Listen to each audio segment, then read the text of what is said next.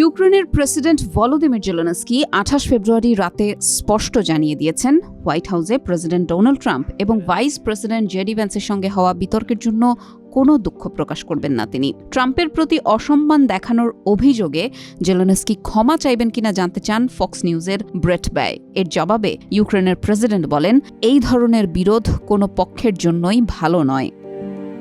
টেলিভিশনে প্রচারিত এক সাক্ষাৎকারে জেলেনস্কি বলেন, যদি ট্রাম্প ইউক্রেনের জন্য সহায়তা বন্ধ করে দেন তাহলে রাশিয়ার আগ্রাসন প্রতিহত করা তাদের জন্য কঠিন হয়ে যাবে। এই কারণেই আমরা এখানে এসেছি। আপনাদের সহায়তা ছাড়া আমাদের জন্য তা কঠিন হবে।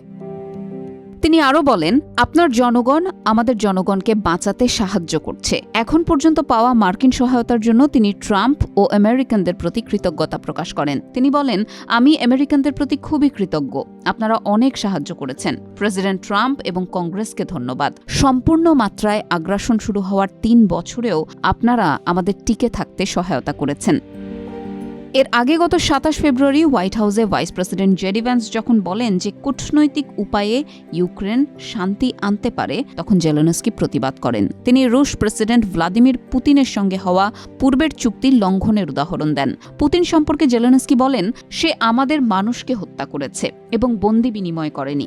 আপনি কি ধরনের কূটনীতি সম্পর্কে বলছেন জেডি? এর অর্থ কি? জেডি ভ্যান্স এরপর জেলেনস্কিকে প্রকাশ্যে ট্রাম্পকে ধন্যবাদ না দেওয়ার জন্য তীব্র সমালোচনা করেন। আর ট্রাম্প বলেন, যদি জেলেনস্কি শান্তি চুক্তি না করেন তাহলে লাখ লাখ মানুষ মারা যেতে পারে এবং 3য় বিশ্বযুদ্ধ শুরু হতে পারে।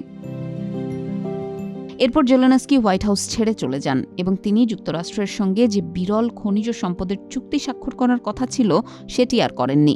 জেলেনস্কি চেয়েছিলেন এই চুক্তির বিনিময়ে ট্রাম্প ইউক্রেনকে সমর্থনের নিশ্চয়তা দেবেন যদি রাশিয়া কোনো শান্তি চুক্তি লঙ্ঘন করে।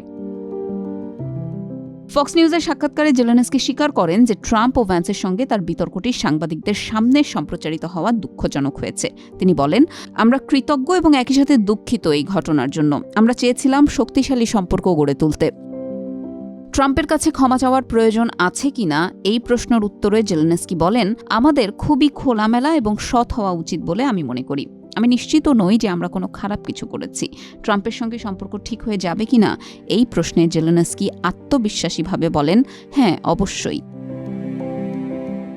সাক্ষাৎকারের কিছুক্ষণ আগে ট্রাম্প বলেছিলেন, জেলেনস্কি নিজের অবস্থানকে অতিরিক্ত বাড়িয়ে নিয়েছেন। সে এমন কিছু চাইছে যা আমি চাই না। সে শুধু লড়াই করতে চায়, আর আমরা চাই মৃত্যু বন্ধ হোক।